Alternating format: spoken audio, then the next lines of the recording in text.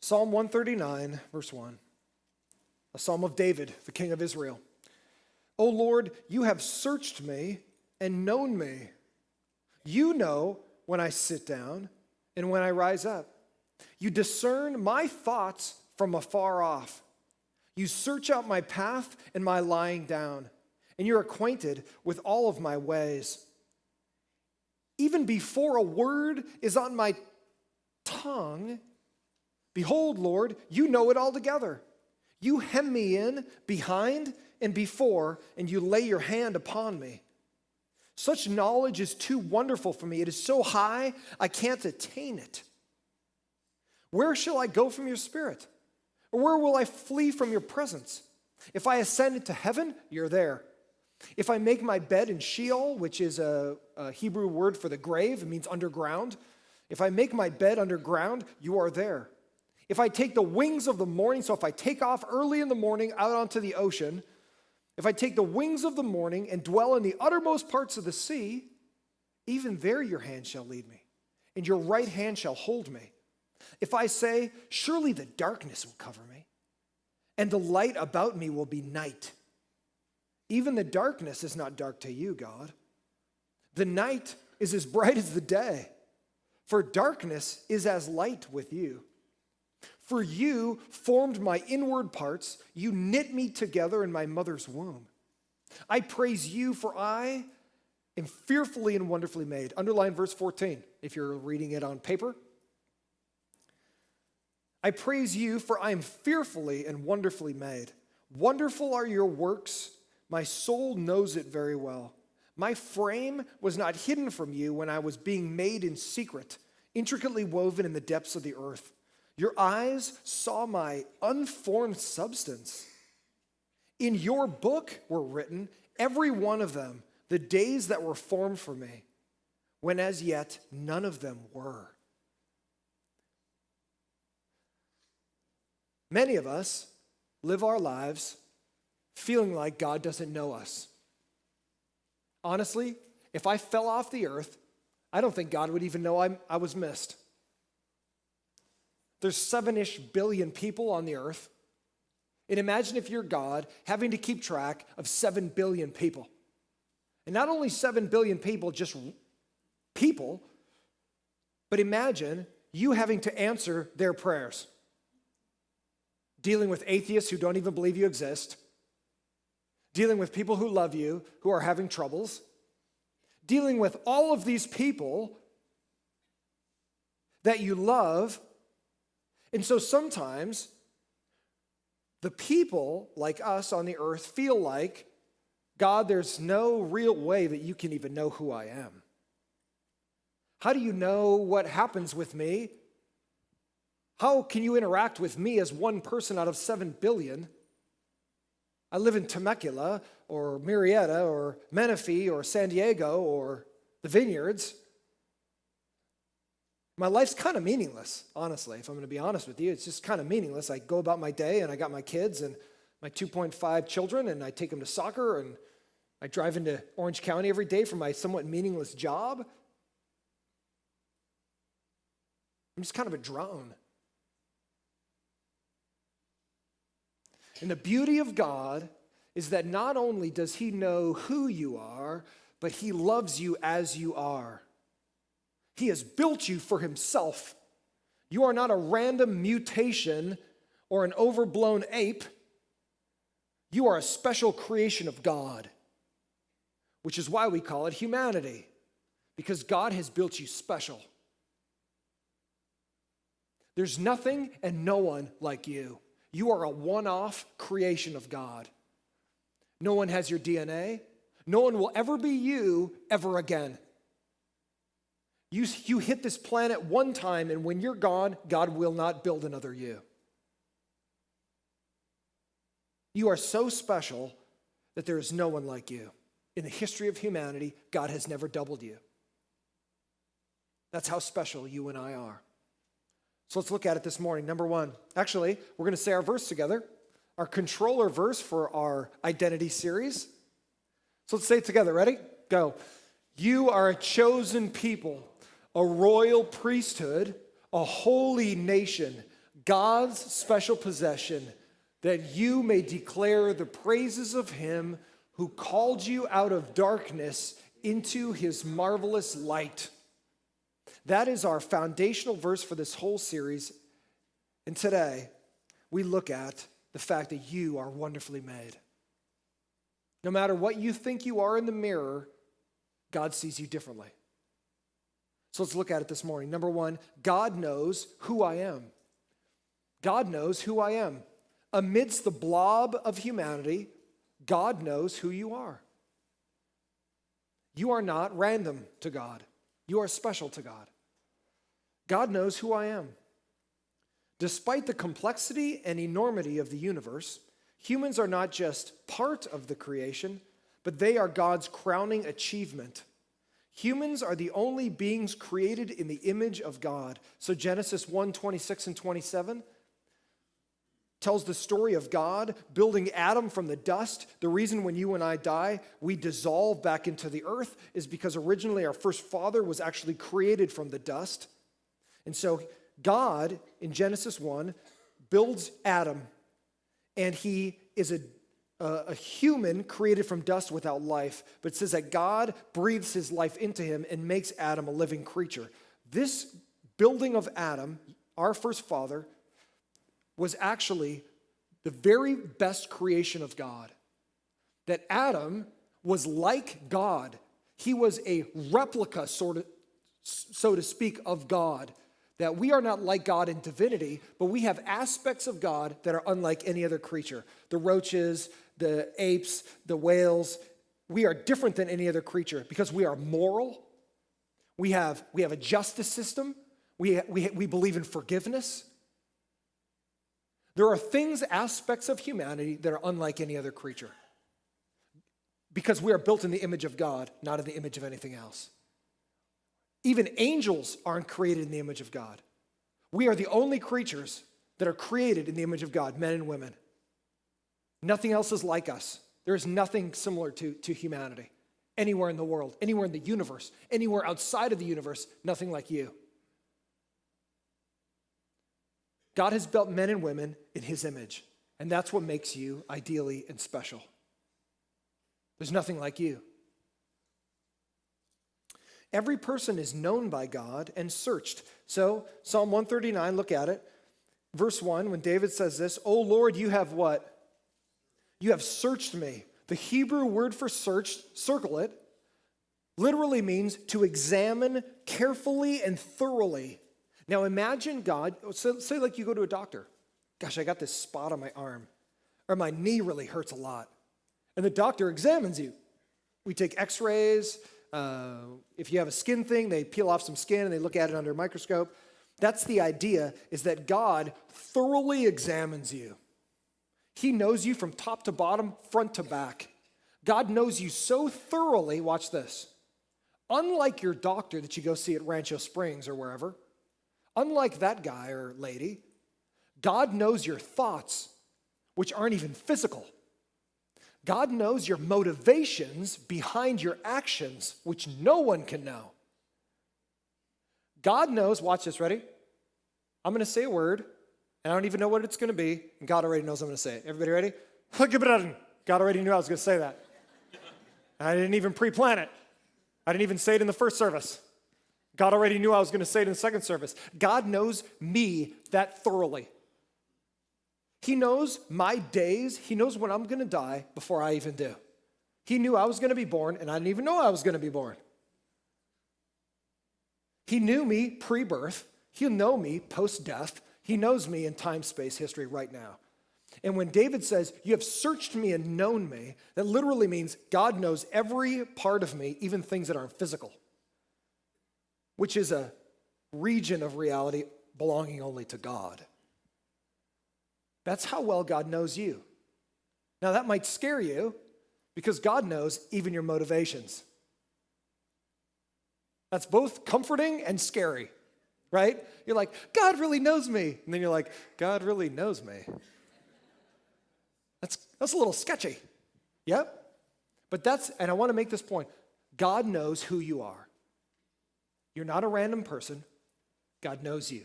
Special. He knows you so intimately, more intimately than anyone could ever know you, because he's God. He knows your thoughts, motivations. He knows it before you even say a word. He knows what you're going to say. That's how intimately and expertly he knows you, unlike anything else. Every person is known by God and searched so that nothing is a mystery or surprise to God about anyone, physical, mental, emotional, or spiritual. God knows your thoughts, motivations, and actions even before they happen.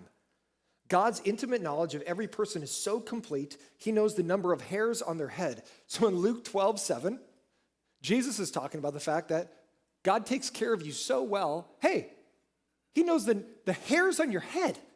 Now, for many of us, we may be losing some numbers on our head. When we were younger, God had a lot more to count. These days, maybe not so much. As you get older, God has an easier job of counting the hairs on your head. But the reality is even Jesus testifies to the fact that God knows you that well. He knows every hair on your head, no matter how bad your hairline is getting. He knows it. He knows you that well. You're not a blob. He knows when a hair falls out of your head. Oh, it's -1. Like, that's how intimate and loving God is to you. You're not a highly evolved ape. You are a special creation built by God himself, with a special destiny and a special plan from God. That should change the way you think about yourself when you look at yourself in the mirror. Humans are special because they can communicate with God, love God, serve him, and enjoy him. We are the only creation that can actually love and serve and enjoy God. All the rest of creation just does stuff by instinct. We are the only ones that can choose to love God and go, God, I love you, and can sense the love of God back. People can choose to live apart from God, but no one lives independent of God. Ready? You can choose to live apart from God. So now you're listening to my voice, you're watching me on YouTube or wherever you're listening to me right now when you're driving your kids around in your van. Understand this. You can live apart from God. You can say, I don't want to follow God. I'm going to live this way. I'm going to do this thing sexually, or I'm going to live my life in this realm over here. I don't want to follow God. I don't have to follow God. And you know what? You're right. You're a grown man. You're a grown woman. You can do whatever you want. You can live apart from God, but be clear, no one lives independent of God. Watch how crazy God's love is for you. Ready? He allows you to rebel against him, and he still gives you air to breathe. He allows you to do things with your body that rebel against his design for your sexuality. He allows that. He allows you to do whatever you want, but understand this. No one lives independent of God. Like, I do what I want and God doesn't know. It's like if you have a kid in the house or whatever and they rebel against you, or maybe you were that idiot kid when you were growing up and your parents had to go, dude, you're gone. It's 18 and I can't wait. Get the heck out of my house. And you as an 18-year-old go, I don't have to live here. I'm out of here. You make me eat like Pop-Tarts and stuff. I don't want to eat that stuff. I'm out of here. Whatever reason it was, and you bail and you go live like with your friends. You're like, you know what? I'm just going to couch surf the rest of my life. And pretty soon, your friends' parents are like, dude, when are you leaving our home? But you know what the funny thing is? Is that as parents, we love our kids. They might rebel against us, but that doesn't change our love for them, right? If you were the total idiot in your home and your parents were like, see ya, your parents still accepted you as part of their family, but there might have been ways that you were acting that they're just like, hey, this can't go on. And it's the same thing with God.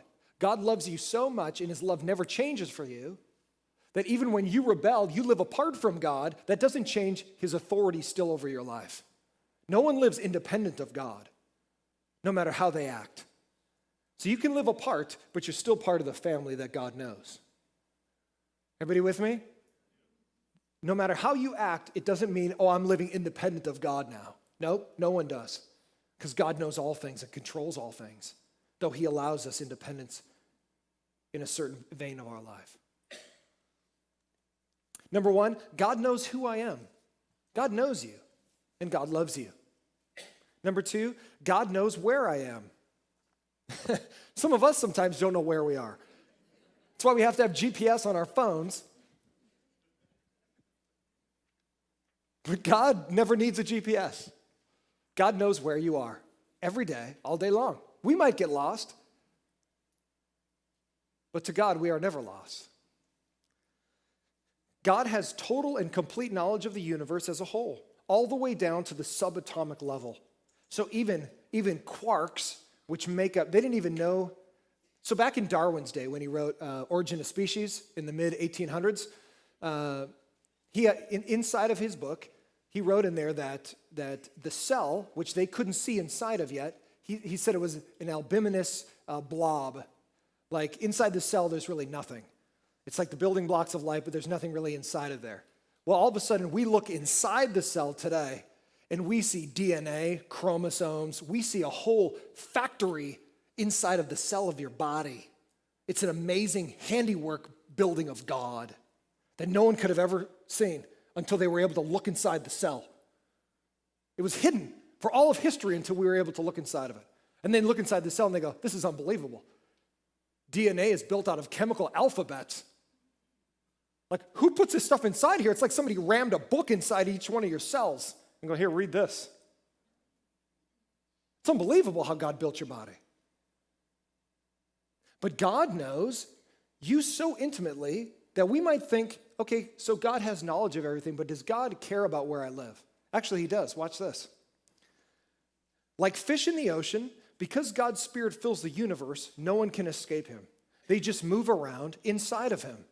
So the whole universe, if we were to look at it like this, God's presence, his Spirit, fills the whole universe, even to a subatomic level. Even the parts of the atom that are built by quarks and things that we don't even know how they really interact, they're a mystery to us. But God fills every space in the whole universe, even at a subatomic level. But even that intimacy goes even to where you live. So look at this. If you have your Bible, turn to Acts 17. Keep your finger in Psalm 139. Turn to Acts 17. In the New Testament, towards the back of your Bible, Matthew, Mark, Luke, John, and Acts. Acts 17:24. Paul the Apostle speaking to some Greeks. The Greek culture was very similar to ours.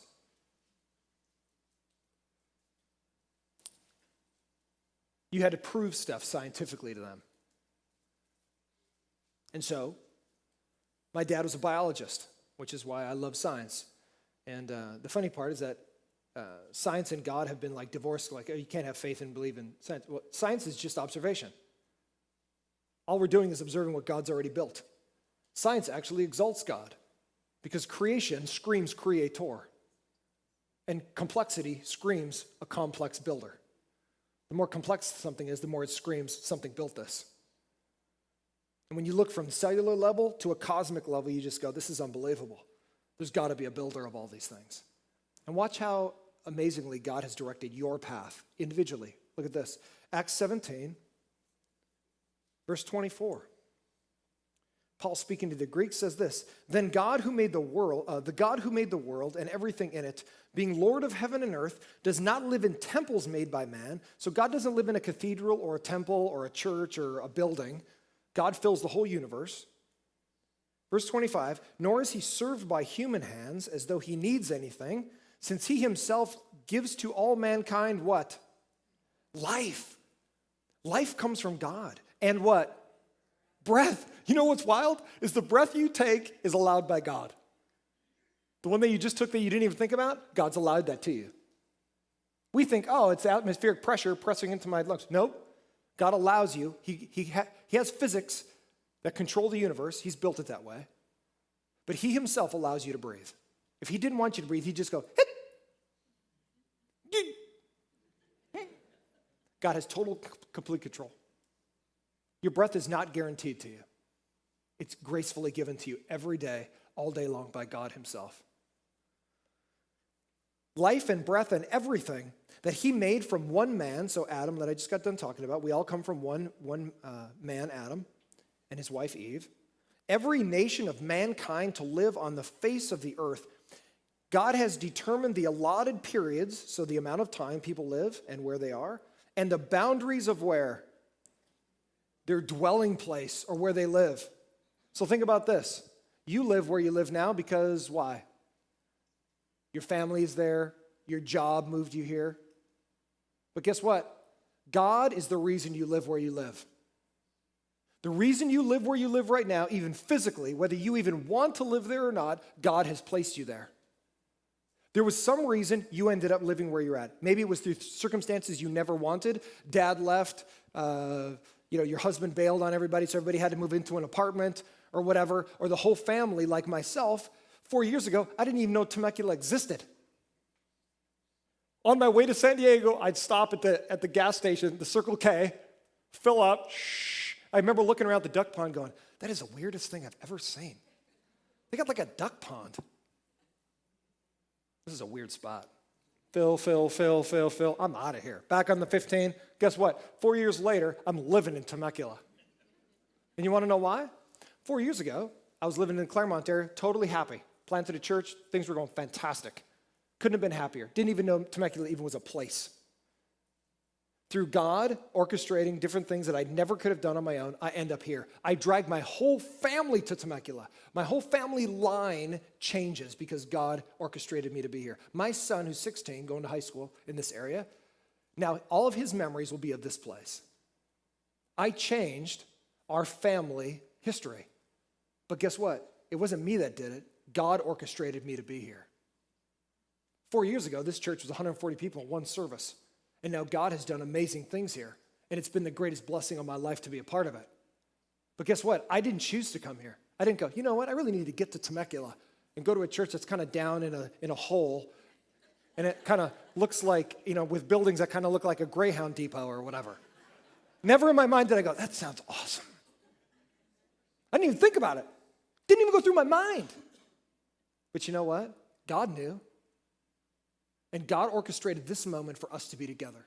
So whether you came here and you wanted to come this morning, you got our flyer in the mail, you Googled churches in Temecula, or your wife nagged you or whatever, whatever reason you're here, it doesn't matter. The reality is God orchestrated this moment for you to be here. So while we can choose, God has orchestrated you. God moves the river. While the river flows, God moves the river to where he wants it to go. God decides borders of nations. God decides where individuals end up living. And God decides the times and spaces we get to spend together. That's the sovereignty and the love of God he directs our paths with. And even if your situation is not that great, God still uses difficulty to bring us close to him. Because sometimes in the difficulty is when we realize God is the best. Oftentimes in our luxury, we forget God. So God allows difficulty so that we go, gosh, I need to change. But God orchestrates everyone's life to exactly where he wants them to be.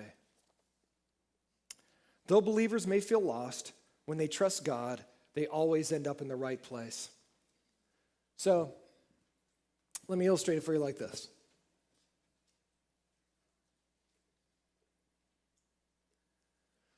At the beginning of creation, there was literally nothing. So watch. At the beginning of creation, before creation, there's not even nothing. Because in order to have nothing, you have to have something to compare it to. So pre-creation, there's not even nothing. There's a nothing. It's 0, 0. Everybody with me? I just bent your mind and broke it, but listen. Before creation, there's not even nothing. Because to have a nothing, you have to have a something to go, there's nothing there. But there wasn't even a something, so there's not even a nothing. Welcome to the orchard, friends. So watch. In this illustration, I'm going to be God, okay? I'm going to build my universe. Let's say this room is my universe. I build the universe, give it all physics. I give everything, planetary movements, everything that's happening. But I decide I'm going to build humanity. Why? Because I want to interact with creatures that I love. Although I love all creation, I want to build a special creature. So what I do is I build an earth. And out of all of the death, space is death, which is why we can't find another earth. We kind of go, oh, it kind of might be like an earth, and it's kind of close to the color of a sun that might be an earth. We can't find an earth anywhere. Everywhere we look, we can't find an earth. Except right here, because I built it. I built this little globe, and I fill it with the things that I want to fill it with. And you know what I filled my earth with as God? I filled it with fatty-headed little goldfish. And guess what? You want to know why they're gold? Because I wanted them gold. I wanted people to call them goldfish. And you know what? Inside of my little world, I put rocks of multicolors. You don't want to know why? Because I like those color rocks. And you know what? Even inside here, I put a bridge for my fish, which makes no sense. And not only that, watch this, ready? There's a sign, some of you guys can't see it. There's a sign at the end of this bridge. There's a sign that says, "This way to the beach." In English. And the fish can't read English. So why would you put a sign written in English for goldfish? You want to know why? Felt like it. I don't answer to anyone. I don't answer to you. I do things for my total pleasure. I build things the way I want them. If I want them to look like that, they look like that. Watch this. Inside of here are two fish. They don't know I exist. They're inside of my world, but they don't know me. These two fish could have conversations with one another. I don't even believe a God exists. Why don't you believe a God exists, fellow goldfish? Because I've never met him. I've never shaken fins with God. He doesn't talk to me. You want to know the funny thing? Regardless of what these goldfish think about me, it doesn't affect me. I exist whether these fish want to believe I exist or not. Now watch how amazing this is. My intellect and my abilities are infinitely higher than these goldfish. I can create things that these fish have never even dreamt of. I don't even know if fish dream. But if they could dream, I am so far removed from these fish, they can't fathom me. These fish can't fathom who I am. Now imagine if we are these fish, how much higher God is than that. That we can't fathom a God that's so far and high above us. But watch, because I love my creation, I feed my creation every day. I give my creation the ability to breathe in their construct. I give my creation, I house my creation. You want to know why? I don't hate my creation, I love it. The one thing I ask of my creation, my goldfish, is to connect with me. Because they can't connect with me, I go to them. Now, I can't do this, but if I could make myself a goldfish, this is me being a goldfish, into there, we could connect. Watch, and these goldfish would see me as a goldfish, and they would understand God in a better way. And that's exactly what Jesus does for us. So I want you to understand this. God knows who you are. God knows where you are, where you live. God has such intimate knowledge of you because he loves you. But he's the creator. He creates all things for his own pleasure and his own glory. You are not an independently living thing outside of God, that God has no ability to reach you. God not only knows you, but he loves you because he built you for his glory. That's the amazing, beautiful ability of God. And lastly, God knows who I am, God knows where I am, and God knows what I am. At the beginning of the universe, God made an ideal planet to sustain life and built the first man from the dust. His name was Adam because he was built from dirt. Adam literally means in Hebrew, dirt guy. The word for dirt or clay is Adamah. Literally in Hebrew, in Genesis 1 and 2, every time it says Adam, it's literally saying dirt. Dirt guy. Hey, guy built from the dirt. That's where the name Adam comes from, is from the Hebrew word meaning the dirt, the earth. God made an ideal planet to sustain life and built the first man from the dust and breathed life into him. So law of biogenesis. Any teachers out there, science teachers? We have a law called the law of biogenesis, where living things give forth living things, which is why when you have sex with your spouse and they become pregnant, we automatically assume that two living things have brought forth life. We don't assume that you went out and found a zygote out in the dirt. Right? Everybody with me? Is everybody with me still? We don't assume that. We assume because living things bring forth living things. So even watch. If you detach God from living things, then you're left with, maybe lightning struck a pool of amino acids and proteins and blah, blah, blah. Well, we don't see that happening anywhere in the universe, but you got to come up with a theory to replace God.